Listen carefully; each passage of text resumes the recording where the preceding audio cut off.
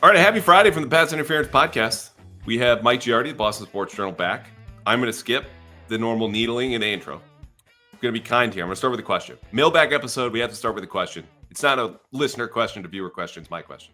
Mike, have you ever been banned from the University of North Carolina's football facility? No, I have not. I have not managed that in my list of things that maybe I'm not proud of. That's not one of them. Well, I would love to get to that list if you can save it for a second. We obviously open there because news breaks this morning. Again, Friday, May 9th. There's not a whole lot of Patriots going on. There's rookie minicamp here today, but you'll notice we are recording before rookie minicamp and we'll not have major takeaways. It's the weekend. We know you're not going to be listening as much. I will save those for next week. Not to mention... Oh, they'll be listening to you. Don't tell you. This is Andrew Callahan's podcast. They listen. Well, you were just telling me off air that you're running out of podcasts on the dog walk, and I felt like I'd let you down. Yeah, you have been slacking lately. Okay, well, unlike the All 32 pod, which is producing 2 podcasts every week with Mike Giardi and Will Parkinson, right on through. We don't stop. So you got to get yourself a deal where you cover one team, and then you can just do once a week, May, June, and July, which is another reminder for folks to go, where are the episodes? Like our pal with his dog here, Dougie. Not to be confused with our pal, legit pal, Doug Hyde. I will be once a week going up until basically training camp. We'll still have episodes. They'll be fresh. They'll be new. They'll be a lot of fun. But the reason we're doing this episode here today is because I want to know what you want to know, right? We're going to go into OTAs in the next couple of weeks. Rookie minicamp, I'm going to write a takeaways piece or Doug will have one. Don't read too much into that. It happened. We covered it. You'll know what happened, but not to be taken and run with. Then minicamp, and then obviously a big break. So when I ask you to start this mailbag episode, have you ever been banned from the University of North Carolina football facility? It's because apparently Jordan Hudson has. And on Friday, May 9th, this constitutes as news because it hijacked a radio interview I did this morning, which was supposed to be about the Celtics. But instead, I'm talking about Bill Belichick's girlfriend, which people don't believe me when I say I don't care. Yeah. Bill's out of my life. He's been gone for a while. But we lead with it anyway because it's Friday, May 9th, and this is a football podcast. Do you have anything more on that, or can we move on? No, it's funny, though, you brought this up because I did a show, I think, last week on Early Edition and with Chris Gasper, which rare that Chris and I are in the Early Edition together. And I was like, we started the show with Jordan and Bill, and I don't really care all that much. I mean, it's a little bit amusing to me that someone who talked about distractions over and over again has allowed this to become a distraction. So, but I was like, I just want Bill back. And if people are looking at me, I'm like, yeah, I want the guy that I know. Like, I want the a-hole. Like, bring that guy to me. Like, that's what I want. And I don't know who this guy is, and I don't like it. Even though I don't have to deal with it anymore. And Gasper's like, no, this is the Bill Belichick you saw for the last 5 years. And he put more thought into it than I did, but he's right. That's who Bill became the last 5 years. It was, I'm going to hire who I want. I only want guys that I want to coach. I don't want guys that are going to be difficult. Like this is, by the way, that didn't work.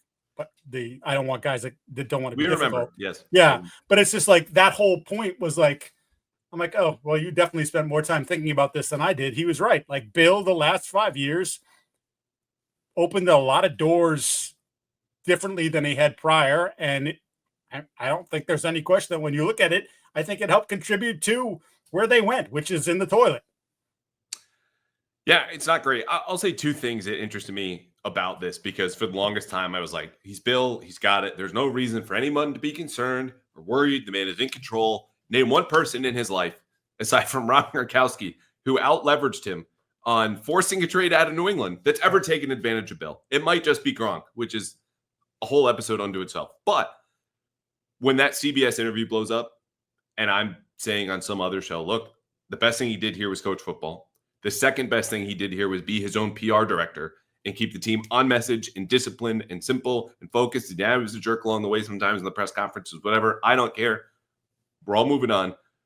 That had me worried because when you lose the messaging, he's now losing one of his great talents, at least in this instance. And then you have the banning today, which is the second thing that interests me about this. And I promise the folks are rolling their eyes. This is not a Bill Bass. This is the news of the day.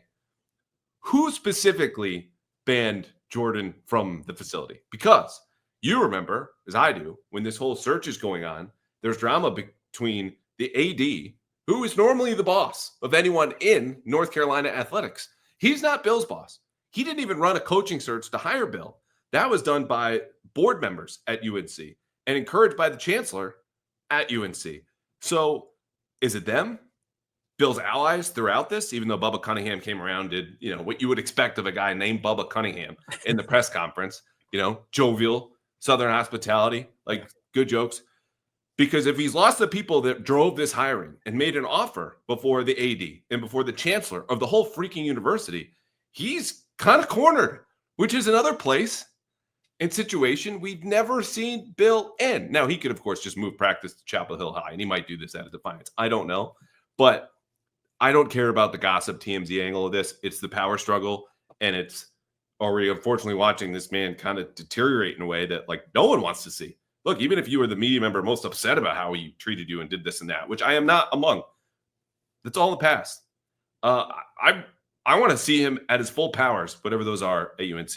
And now that feels like kind of in doubt. So that's it. Yeah, I would agree. I said to your point, he's out of my life. I don't really I haven't spent a lot of time concerning myself with what he does until this came put in our face. I haven't followed the recruiting trail, none of this stuff. But I was curious to see what it was going to look like on the football field. That to me was okay, I'll let Bill back in when UNC starts playing football games because I want to see what it looks like. I want to see if he can take his big brain and figure out a way to, I don't have these guys on lockdown like I do in pros. I only have a certain amount of time with them every day during the course of the week. How do I get my football message across? How do I get these detailed game plans across to 18, 19, 20-year-old kids?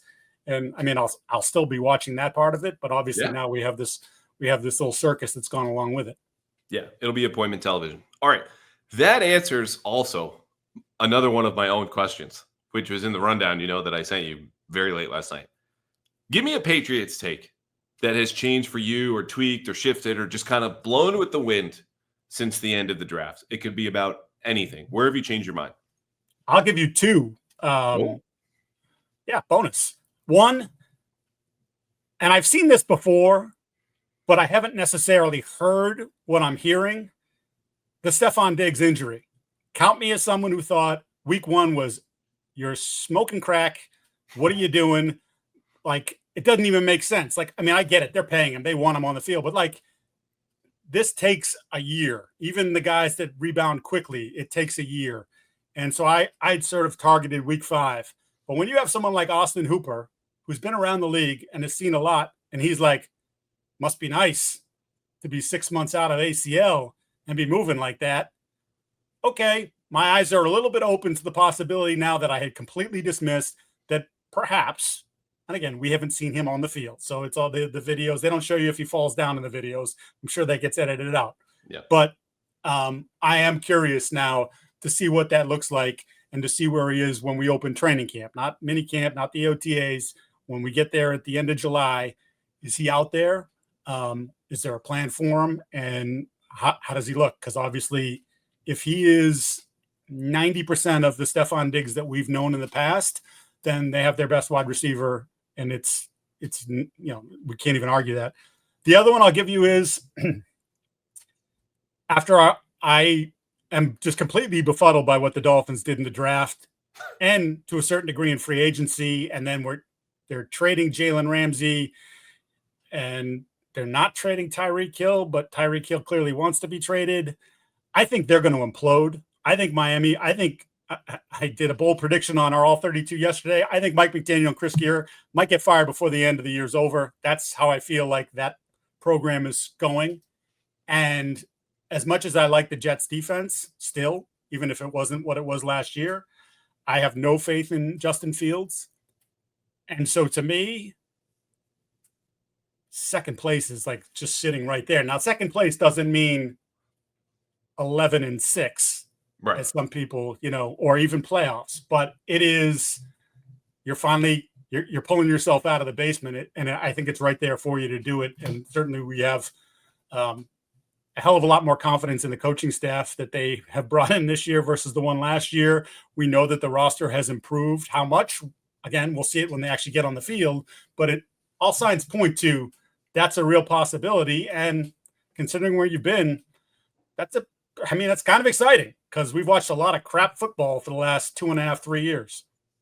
Here I thought we were rationing takes and football information on May 9th. Mike Giardi coming in with second place in the division, which, if you listen to, I think it was Brian Barrett's pod, I had said before. So I'm not accusing anyone of anything here. But I do think it's interesting that there is this momentum towards kind of a hive mind, if you will, among people who care about the Patriots, who follow the Patriots, write about the Patriots, cover them, report, blah, blah, blah, blah. And they're all leading in this direction. Because I'm with you on the Dolphins. I think Chris Greer, at the very least, is gone. It will be interesting to see, though. Let's say they go, 3-14, 4-13, like worst case scenario, Miami. Do the Patriots still win when they go down to South Florida? Like, I mean, they haven't won wherever they played recently. Tua owns them. It's kind of crazy. McDaniels kind of owns them too. But and Vrabel didn't win when they were down there in the early 2000s. Like that's it's historic. But I like it. Okay. I'm also encouraged a little bit more on Stefon Diggs because also the initial reporting, which is just way too early, right? Folks like Schefter, who will, in the reporting, do some favorable spin, let's say, sometimes with that. No. Yes. Week 1. Oh, he's on track to come back week 1. Okay. Like, let's give it a rest. I'm a little bit more open to it as well. That's not based on any reporting. It's Hooper's comments. It's things that we've heard and seen and known about Stefon Diggs in his career. And the fact there is some sort of precedent created. Wes Welker did this a decade and a half ago. But look, if he's that maniacal, and as I've said in this podcast and other places, Stefon Diggs gives you his best when he's coming off of fresh money, is what I had heard from folks in Buffalo. And I don't know if you've heard similar. This is his best. It's not out of the realm. So we'll see. Any scuttlebutt? Anything you've heard lately that folks can hear in the All 32? If you want to regurgitate that information here, that's fine. But just any whispers, because I'll be honest, I have not reached out to a whole lot of people except for a Will Campbell story that I'm dropping on Monday, and that has taken up a lot of my week. So I don't have anything on this front. You know, last week I did for the weekend notebook for Boston Sports Journal. I had people from around the league talk about picks in rounds 1, 2, and 3.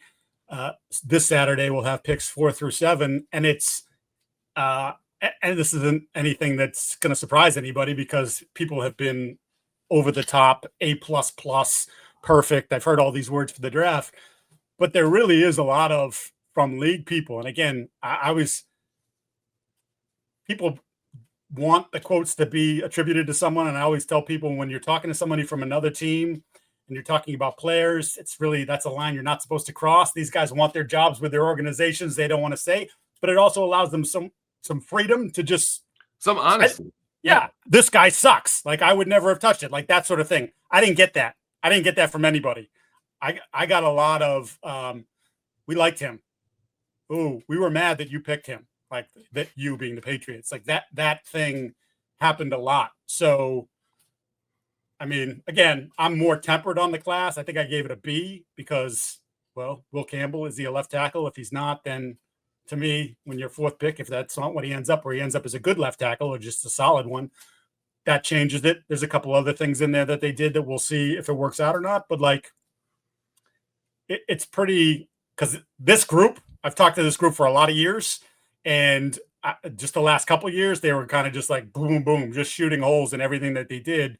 And it turned out all the holes that they shot pretty much were right. And in this case, they're all saying like, no, I like that pick. That guy makes sense. Give him to Vrabel, see what that works. So that's just sort of the overriding theme of what they did run from rounds 1 through 7.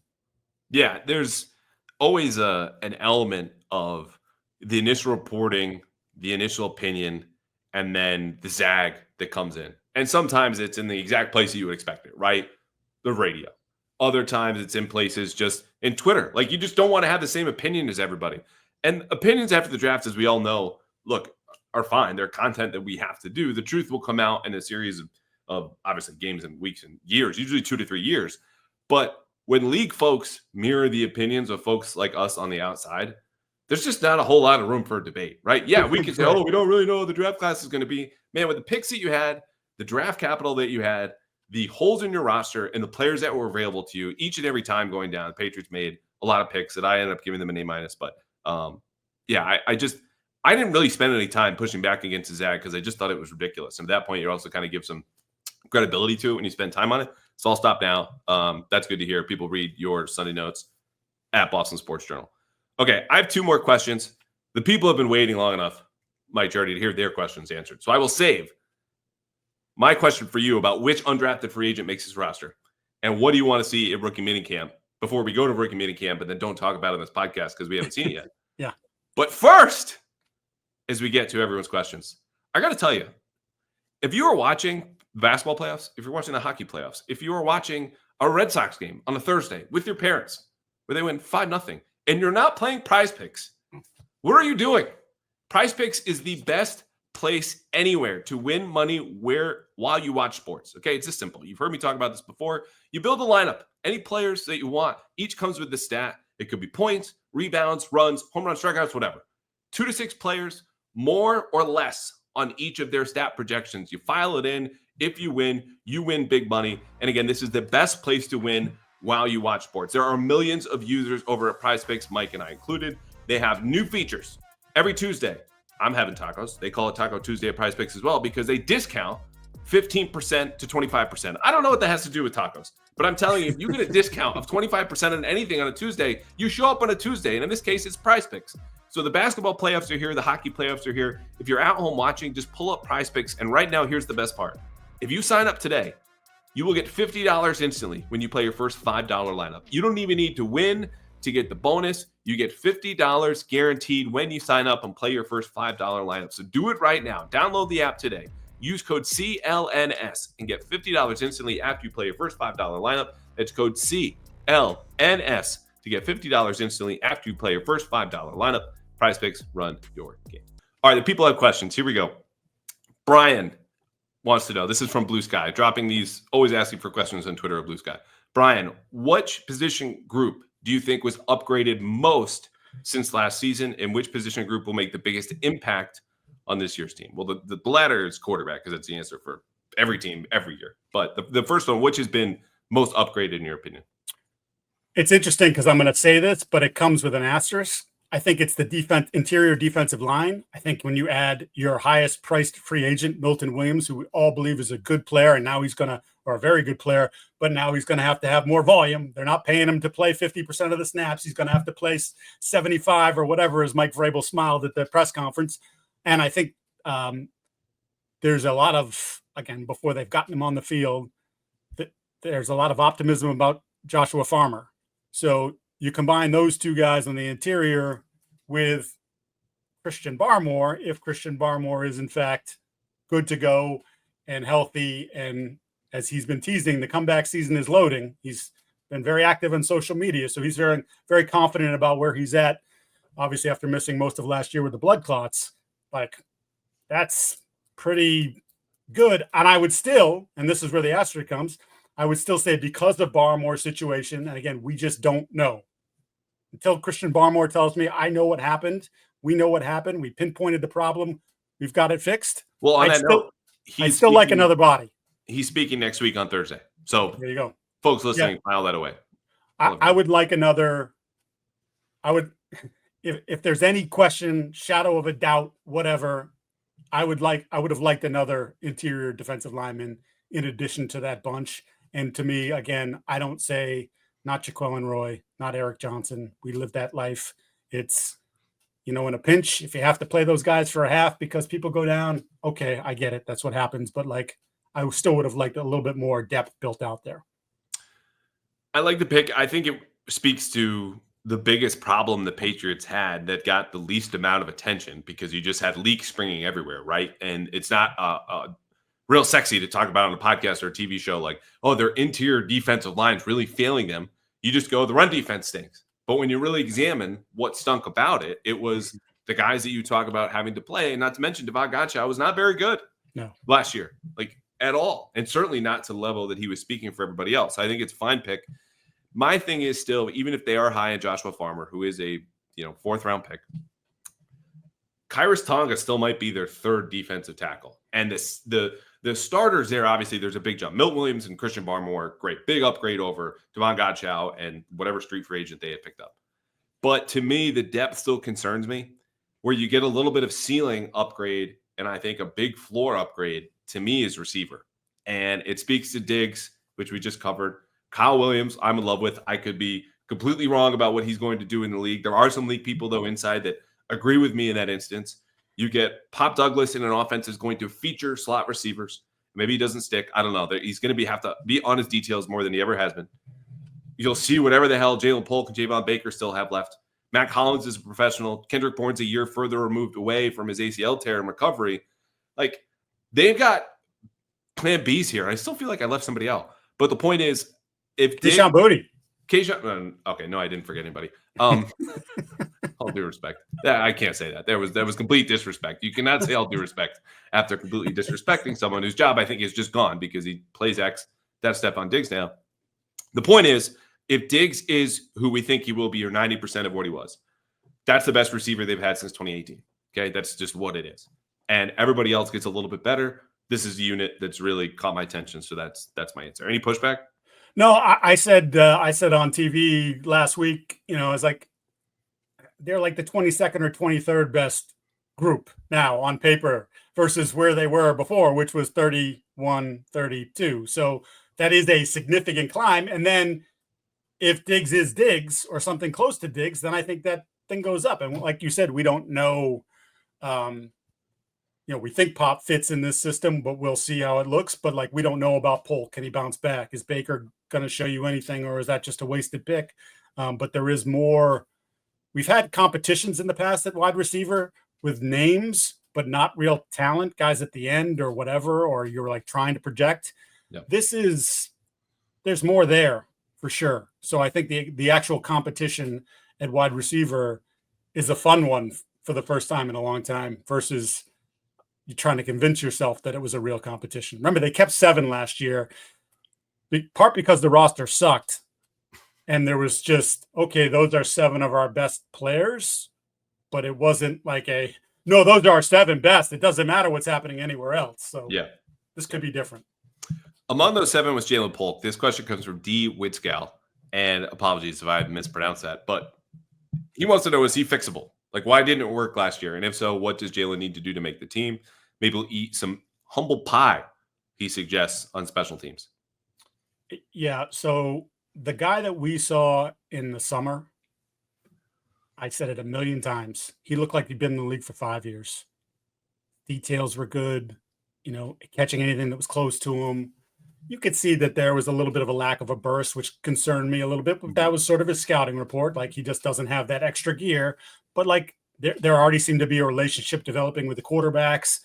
And then for whatever reason, when September rolled around, we never saw that guy again. Yep. His confidence was in the crapper. His hands went in the crapper. His details weren't very good. You've heard pushback. Well, they were giving him too much. And then people said, no, we weren't giving him too much. He just couldn't handle what we were giving him. So honestly, I have no idea what to expect other than if I had to put money on it, he'd still be on the roster because I don't think you give up on a second-round pick unless he absolutely just plays his way out of it and attitudes his way out of it, Yeah, I think a couple things happened with him, and I still remember watching him in practice, and I just kept coming back to he's got a mature game. Again, he's been around for a while, and it wasn't, oh my God, here's his future number 1, but like maybe a number 2, sure. For number 3, yes. Like, let's go. Let's be ready. He was really hard on himself, and that was something that got in his own way. But he also, when speaking with the media, revealed that there was kind of a detachment and an irrational confidence about his hands and where he was, which is, you could also maybe describe as some kind of denial that the struggles weren't all that bad. And once those both kind of came crashing down at the same time, they just couldn't reach the player.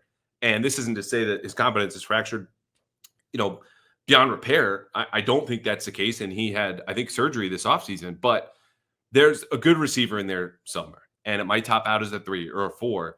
But I think he ate his humble pie last year. So it starts with better coaching. It starts with a different approach mentally. And now learning this offense, it's going to have to be throwing yourself into it because this is a totally different scheme. And I think a harder scheme to learn than the one he had last year. So that's how you fix it. Does it happen? Who knows? All right.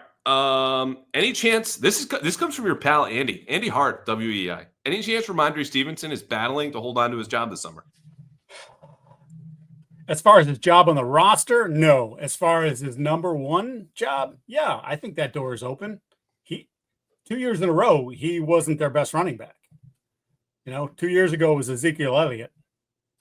He's more trustworthy in bigger spots than Rhamondre was. And then last year, clearly Antonio Gibson should have gotten more touches, started to near the end of the season, was the better back. Now, I still believe in Rhamondre. I don't, the fumbling issues or whatever. I think having an awful offensive line certainly caused him some problems. But they drafted Stefon Henderson in the second round, and they want more speed. He's got more speed. So, yeah, I mean, that's definitely a possibility that he could be in a lesser role this season. Yeah, I think, Rhamondre's talent obviously is still there. I think he's also someone that could probably be in a little bit better. When I say little, like underscored, all caps, bold this, better shape than he is. So there's more to be mined there.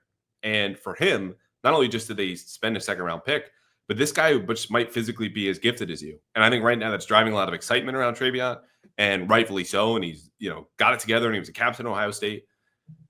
Even if Trevion Henderson has a shot to go do that, though, year one in this offense is really hard for rookie running backs, and especially if you fumble in your first game.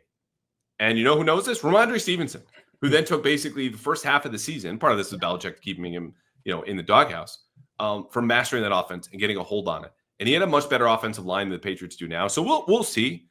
I think the other part is Henderson might be pigeonholed at least early into a third down role, right? Like they wanted that. He could do that. Best pass protection back ever. Whole draft, according to people inside and outside the league. Never, ever seen anyone like it before. Okay, so if they say, hey, look, you're going to do this. This will be a role till further notice. And Rhamondre Stevenson, this is your starting job. Okay, it's yours. The only way you lose this is if you drop it. Don't drop it. Then that's an area and a way in which I think Trevion doesn't get to compete for the job, even if folks might be clamoring for it. But we'll see. I mean, there's so much to happen in the spring and summer yet that this could go a lot of different ways. Yeah, and as I pointed out and writing about him over the last whatever, is that there is the feeling around the league, Patriots say he's a 3-down back, and I can quibble with what they meant by that. But he's been better in a platoon. He didn't stay healthy in 2022. He didn't stay healthy in 2023 as the lead dog. He missed 8 games between those 2 seasons. And then this past season, he played all 16, but he played it with Quinshon Judkins splitting time. Quinshon Judkins went 2 picks ahead of Trevion Henderson in the draft. So, yes, can he be out there for 3 downs? Is he capable? 100%. But, he might be one of those guys that's just better served 12 to 15 touches, whatever, 10 to 12, whatever it is, and rotate the other guys in, keep everybody fresh. All right, we have 5 questions left and 4 about safeties. So wow. I'm gonna do 2, and then we'll alternate, and then finish off with the 2 safeties. This I think is quick. Any update or report on Jabrill Peppers? Is he ready to contribute? Is it okay to root for him again? I'm not going to answer the last question. That is up to any fan individually to make their own decision. Can we get an update on him? I haven't heard anything about Peppers that would indicate there needs to be an update. He's around, he's working, he expects to be a part of the team, and he's under contract for a while and a lot of money, and that's just kind of what it is. And I think he also fits the vision of this defense, right? If you want to make a list of violent football players in a league of orchestrated violence, Jabrill Peppers is near or at the top of that list, right? Yeah, 100%. I will say he has made an album, and he is looking for someone who does album covers. So if you're interested in that, hit him up. He's been posting that on social media. But other than that, I have no other updates on the Jabrill Peppers, where he's at. Okay, this is going to stir a little bit more conversation. That question was from AJ. This one is from Sai, who always says hello and then says thank you. I appreciate that. That's very nice. With the mailbag. Hello, Sai. Thank you for your question. This was a question. Kyle Duggar. He's 6'1". He's 220 pounds. Plays his best when he's downhill. Violent hitter. Well, guess who likes their linebackers that way? Mike Vrabel. Is there a scenario where Duggar moves the linebacker and Craig Woodson and Marcus Epps take over free safety duties, which would explain the Woodson pick? Thanks, Sai. No. I mean, we talk about this all the time, and people try to do this, and it's very rare for players to have success going from that role. I think we saw a few years back, Adrian Phillips for 2 years was just having to play linebacker because the Patriots didn't have one. I mean, he technically would actually line up at linebacker, and his body completely broke down. He just showed up one year, and you're like, that's not the same guy that I remember watching these last 2 seasons. I think there's a lot invested in Kyle. I think Kyle is getting healthy with the ankle, as he said he had the ankle surgery. Will we see him in the box? Could we see him in certain situations, certain packages where he is playing quote unquote linebacker? Yes, but I don't think that's where Kyle Duggar is going to make his living. No, and I think there are a couple of things at play here. Number one is that we've watched a defense that you go back to 2017 with Bill was sprinkling a little bit of Patrick Chung, and then 2018 fixed his defense and the issues of speed to the second level by putting Chung there full time. This is unique to how defense is largely played across the league. Like there are box safeties, don't get me wrong, but to have a basically full-time pseudo linebacker / safety at the second level more often than not was rare and unique. And the Patriots kept that from Belichick's days to last season. That I don't think is going to be the case here. And that's fine because you can also have safeties like Cam Chancellor back in the day, who wasn't always at the second level, but, kind of a 2.5, right? Between you get to the free safety idea, there's a big gap between Devin McCourty, 4.3 speed, single high safety, goes sideline to sideline, super smart.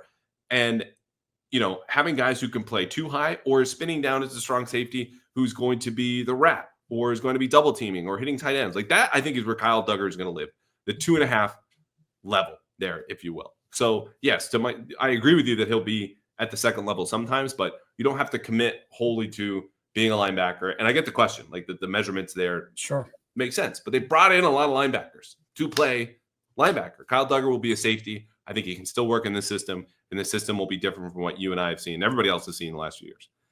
All right, the non-safety question. This was from Kevin and from Matt, both asking about Jaheim Bell.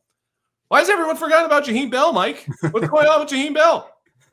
Why? Because he didn't really do anything last year. I mean, they put him out there at times, right? But you never walked away from it and said, like, oh, give him more snaps. Like, oh, he popped. I need to see more of it.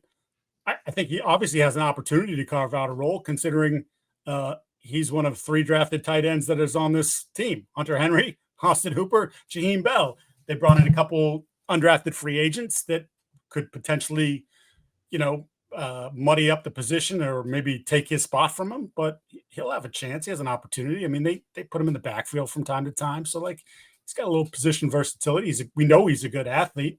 But we'll see, if he can impress this coaching staff, because he didn't do enough to impress last year's coaching staff, at least not enough to get on the field with any consistency. No, he did not. And I don't mean to poo-poo the question with the answer I'm about to deliver, because I understand where it comes from, right? Athletic player. They drafted him a year ago. He's young. He's got a different skill set than the other tight ends in the room. Mm-hmm. He was excellent after the catch. I was really happy when they drafted him last year. Why can't he just get on the field? I understand the thinking there. What's happened since is that for a team that was actively rebuilding, trying to push every rookie and second-year player onto the field for most of the season, he still couldn't be nudged out there. Like they had to carve out certain roles for him that he didn't really thrive in. Now you have a new regime, and he's a 7th-round pick, and a guy that honestly, and this happens with a lot of rookies, I don't think got it as a professional, like that mindset last year. And now you have a Mike Vrabel team that has said, we are only going to have guys that get it unless you're exceptionally talented, and then we'll make an exception for you. You don't make an exception for 7th-round pick. So I'm not rooting against Jaheim Bell. I don't have any particularly strong feelings about Jaheim Bell. I do hope that skill set that's unique is a smaller move F tight end emerges. I'm not betting on it.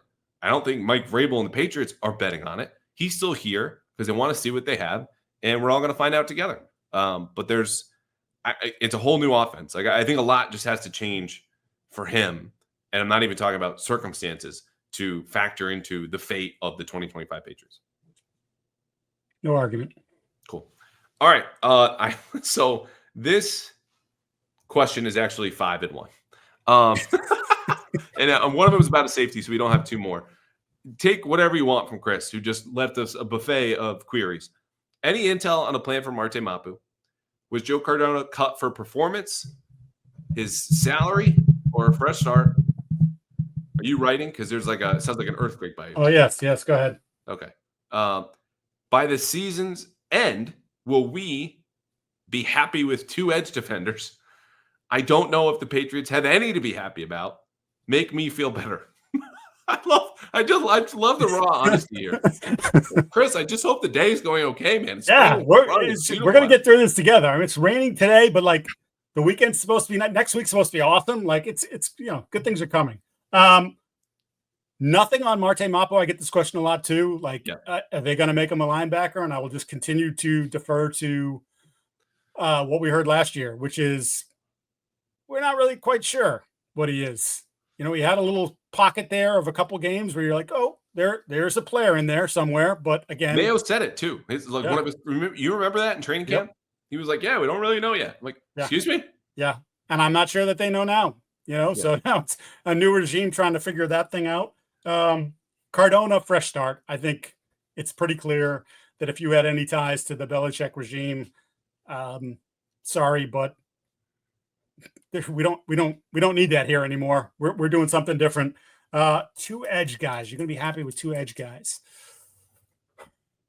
I'm excited to see Braden Swinson. He's sort of my favorite pick of the picks. If you're going to go in the deeper part of the pool, that he's an interesting guy with some talent that probably should have got picked higher. And there's some butting heads with coaches, so we'll see if that's something that gets cleared up here in New England. But I think he's a talented kid, and I think he has the potential right away as a pass rusher to get himself on the field if he's doing the right things in the classroom, etc. I mean, Harold Landry's got to show me a lot. There's so many metrics about Harold Landry were not good, and most of it hasn't been good since he came back from the ACL.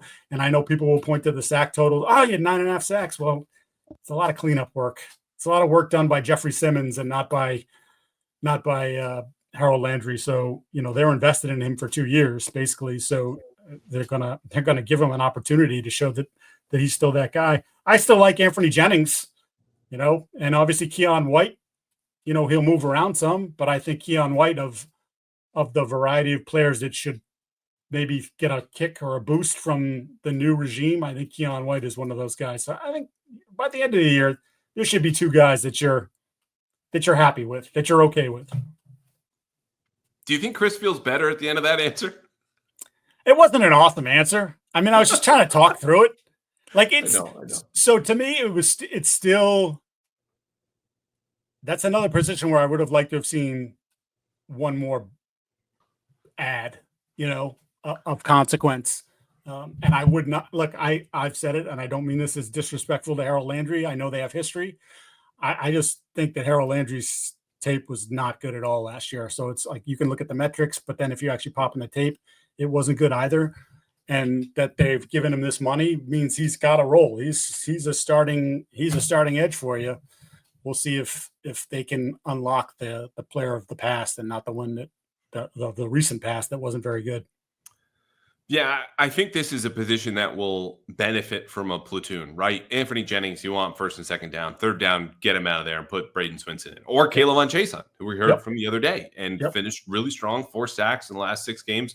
For the Raiders, had 5 on the season, doubled his career total after 4 very quiet years in Jacksonville. There's enough here to, I think, again, in that platoon format, whether it's Harold Landry, Anthony Jennings, or whomever in early downs, supplemented with some pass rush juice and the guys on the edge to work, to be functional. I think to be fine. I think Keon White has the potential to be better than fine. I think he could be great on all 3 downs. But Keon White's going into year 3.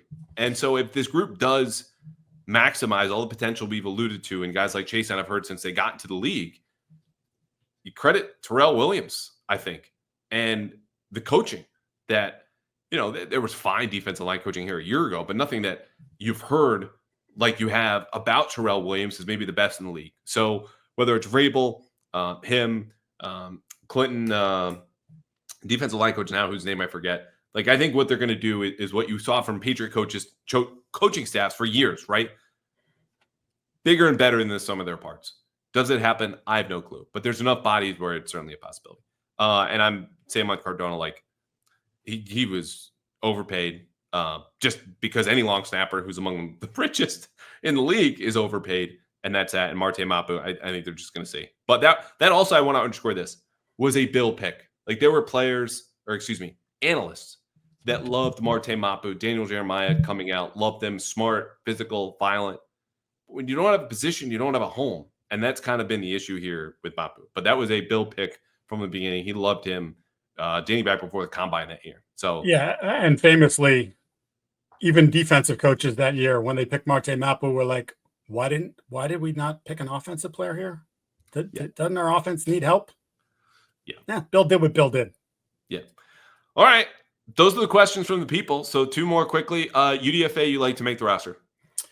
We were talking about tight end, right? And I'm going to mispronounce his name. CJ Dupree, I believe is how he says it.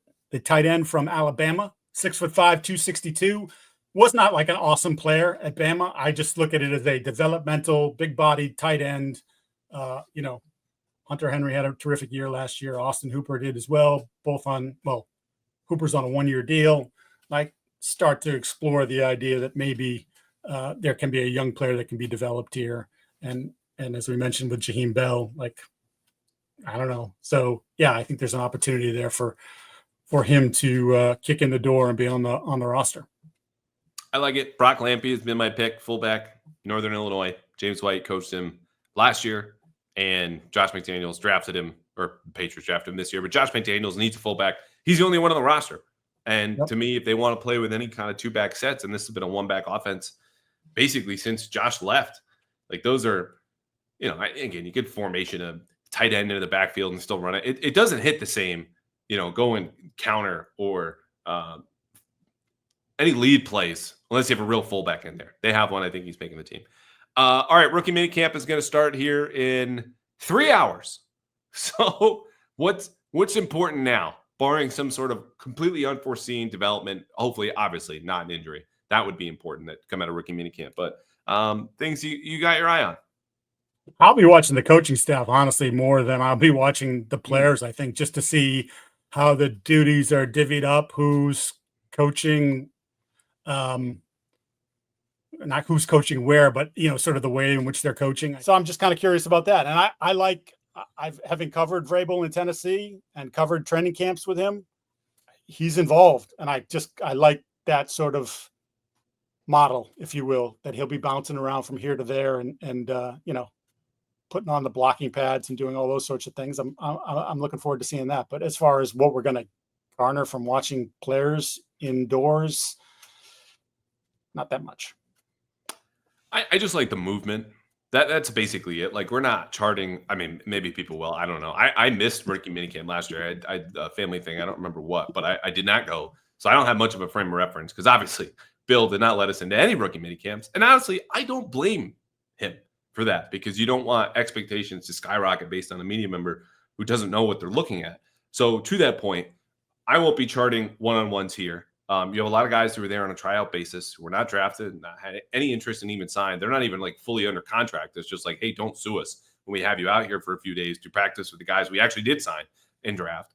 So, but just what does Kyle Williams in person look like off the line?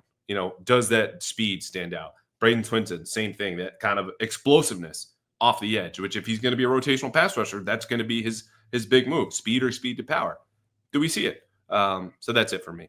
All right. You and I text, and for the folks who wanted their Patriots content, you just got 40 plus minutes of it. Mike and I text more about the NBA than we do football. And the Celtics are in an 0-2 hole that I've been covering for the Herald in a pure columnist basis. Our guy, Zach Cox, has carried the flag all season, done an awesome job. Follow Zach if you don't. And if you don't remember him covering the Patriots and you missed out on a lot of good content then. So follow Zach as the Celtics play. I want to talk about this for 5 minutes because, again, we text about it a lot. And I just said publicly, I think the Celtics are going to lose this series because they're just running out of bodies. Jalen's hurt.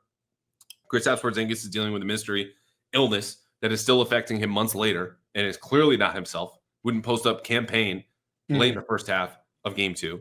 You have all the shooting woes, which are the story of the series, and another complete mystery, but not that interesting to me. And then Jason Tatum completely no-showing. So they'll play game 3 Saturday in New York. Their favor, it's at 3:30. It's going to be a madhouse. What of this series most interests you? Do you think they win? What happens next? Two things interest me, and it's something I've been arguing about even after they won the title, is that the manner in which they play and their unwillingness to adjust. And, the math people will tell you, the analyst people, the people that have drink the Kool-Aid there that covered the team about, well, 3 is better than 2. Yeah, no shit. I know 3 is better than 2.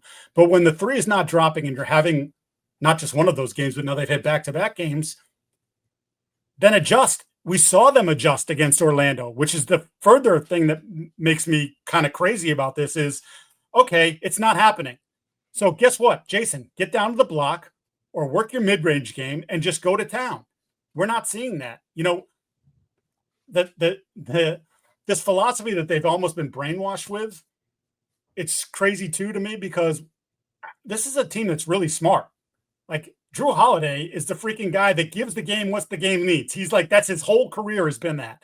Derek White has done that. But yet Derek White's launched 27 threes in 2 games. Like, you're a big body too. You could go, like, big enough. You can go down there. You can do some damage. We've seen you get to the hoop. When Tatum is like locked in, he makes the right play like almost all the time. It's like a Nikola Jokic thing where it's like Jokic is always making the right play. Now Tatum's not on that level, but he can be at times. Jaylen Brown was an All-NBA last year. Peyton Pritchard's the 6th man of the year. Like, this is a smart team that is playing incredibly stupid, and the coach is running around like a chicken with his head cut off, and like, call the timeout, fix this thing, stop being stubborn, stop being married to this idea.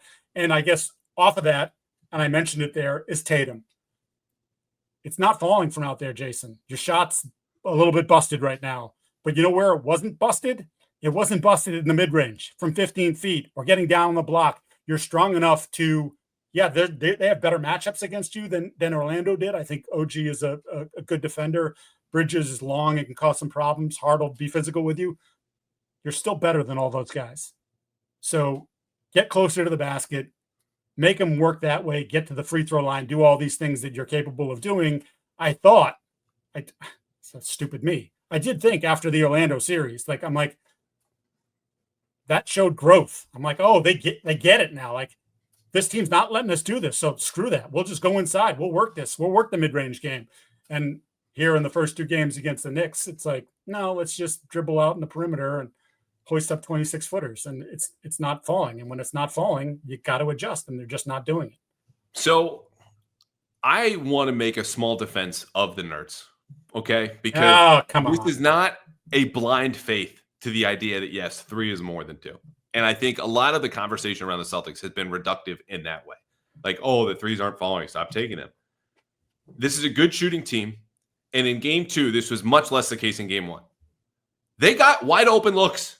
You cannot ask for a better series of shots than Derek White alone in the left wing, Jaylen Brown atop the circle, and then Jason Tatum all alone in the right corner, just standing with all the time in the world. And all 3 of them missed those shots, 1, 2, 3 in a row, late in the 4th quarter of game 2. The Knicks are giving them those shots, and specifically a lot of catch and shoot 3s. Now, they're not giving them a lot from the corners, which is the whole basis of the Knicks defense, funnel it to the middle, but they are switching a little bit more and giving you cat. They're giving you Jalen Brunson as Jaylen Brown tried to foul bait for some reason with 1:10 left on the clock in game 2 from the left elbow, with just puking up this jumper. The issue for me is that there's no problem solving, which isn't to say, oh, the 3s aren't working, stop taking 3s. Like, that's what got you here. You're really good at them. You need to change the diet in which you're taking in those 3s and deciding when to take them. But there's just not a plan B. And I think there are other plan Bs in different actions that they're just not running when they'll get the switch that they want. And then it is a lot of dribble, dribble, dribble. So it's more the decision-making to me, not like the shot diet 3 versus 2. But I understand why people are irked about that, because they're not going in. The whole shooting thing is just a shocking mystery that we cannot solve. Yep. Is what happens when you don't get exactly what you want, because the Knicks on defense never look frazzled to me. And that is the big tell, right? Like, they're not being put in constant rotations. They'll handle their initial actions. They're taking a gamble of, okay, we'll give you Brunson a switch. We'll give you Cat in a switch. Sometimes they'll drop me at the level of the screen. Whatever they do, whatever they're doing, they're not harried about it ever in the 4th quarter. That to me says you're not making the optimal decision, regardless of the shooting numbers, which are obviously bad too. Yeah, I think it's that we're saying the same thing in terms of adjusting. Like, this part of it isn't working. What's the next step? How do you fix that? How do you create more opportunities for yourself offensively when the stuff that you've depended on all year behind the arc is not falling? And they're not. And I do give the Knicks credit because I do think, as I mentioned, all three of those wings they're a handful. They're all good defenders. And Mitchell Robinson has come in and has given them some nice minutes on the interior and been kind of a pain in the ass on the offensive glass as well. But bottom line is Brunson and Towns in big moments are generally out there, and neither one of them is a good defender. Figure out a way to take more advantage of that instead of dribbling between your legs a bunch of times when Jalen Brunson's on you and then hoisting up a three or a 22-footer. Like that's illogical to me. That's the thing about this. The Knicks built themselves to beat the Celtics. The all-in trade for Mikal Bridges, right? And all of these wings and all these defenses, like Josh Hart is just going to play wing end-to-end. But the issue in building yourself to beat the Celtics misses the point that the Celtics at all times in crunch time are going to have 5+ defenders on the floor and plus 3-point shooters. The Celtics, or the Knicks, excuse me, for the most part, have plus 3-point shooters. They do not have 5+ defenders, to your point, because Cat and Brunson are essential to their team. The Celtics are not making them pay for that. And the Knicks are making them pay, obviously, with Brunson at the end of the shot clock. Even Drew Holiday is just having to eat it, fouling there with 11 seconds left when he gets beat. Cat's playing really well. And so the inability to make them pay for that is a bummer. And I think Tatum is not, I mean, maybe I'm not listening in the right places, but getting enough attention for shooting, I don't remember what it was. It was something like 6 of 19 in game 2. I know he had 13 points in 19. But he can't, when their offense is going sideways, the guy who's the highest paid player on the team and has been a 3-time first team all NBA guy, he's got to be the guy. He has it's your time. And it's like, I think he really wants it. I think we've talked about this, is the overview of Tatum's career. He really is desperate for it. And he's coming up short, at least here in the first couple games. And I still think they can do this because I wouldn't be the least bit surprised if they just knocked off, like they started to hit some shots, confidence goes sky high, and then they just rip off 4 straight games. But they've certainly put themselves in a position where if that doesn't happen and they lose the series, I mean, we know changes were coming anyways. But there could be even more changes than that based on, flaming out in the second round against the Knicks. So just to wrap on Tatum, because I think that's the point that's most salient. And he wants to win in his way right now. You've seen it, right? Like him going at Mitchell Robinson on a switch with 5.5 seconds left in game 1. There's no rim protection behind Mitchell Robinson. He's out there on the 3-point line with you. That's the matchup you want. Seize on that. Beat him off the dribble, attack the basket. 1:11 left, or maybe a little bit under this. He goes at OG Anunoby and settles for a fall-away jumper along the right baseline. Like, this is the Kobe-esque shots, like the more difficult. Look at me, I'm the guy. I don't think Jason Tatum is an inherently selfish player, but there just has to be a thought of what is the best way to win in front of me versus the way to win that comes to mind first and is that will make me feel the best versus give us the best chance to win. And that to me is the issue here. And I thought they solved that last year, but I think they lose in 7, and that's tough because you'd have them losing on. I mean, not that home court has been awesome, but you'd have them losing a game 7 in Boston, huh? Yeah, I mean, the Heat did it to them 2 years ago. This has been a terrible home team in the playoffs for years. Unbelievable, right? It's yet another thing that's illogical about this basketball team. But they're good on the road, so if they get to a game 7, they're going to win 3 of the next 4, and they'll be there. And I just, from all the stuff we've talked about, whether it's Brunson versus Tatum in the clutch, but I think this is the bigger issue. The longer the series goes, the worse it's going to be for Jalen on that knee. The worse it's going to be for Porzingis with this illness. Sam Hauser, even before he got hurt and turned his ankle, was a no-show. These are problems you just don't get to solve. And the answer is the guy who we've just been bashing for 10 minutes has to paper over all those issues and problems and holes. And I don't know if he can or will. So that's where I'm at. Yeah. And quickly on Jalen, and I said this before game 2, a lot of the, 1 for 10 in game 1 from 3, and a lot of it was short.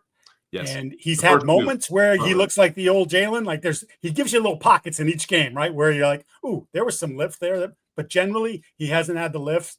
And as I just said, as an overriding view of the entire playoffs, I'm like, if he can't get back to something close to what he was last year, which it certainly based on the knee doesn't appear that that's in the cards for this year, then they're not.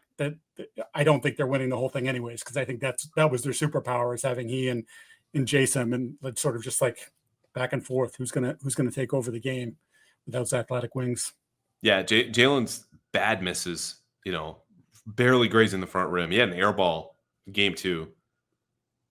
I get he's hurt. There's not a lot of lift there, or as much as there should be. Tatum's bad misses, clanging off the side of the rim and then backboard, which is not even close. Yeah. I don't know what happened there. But, all right, I'm very much looking forward to the YouTube comments complaining about the last 10 minutes of the podcast where we talk basketball instead of football on a football podcast, even though we gave you 42, 43, whatever it was on the front end.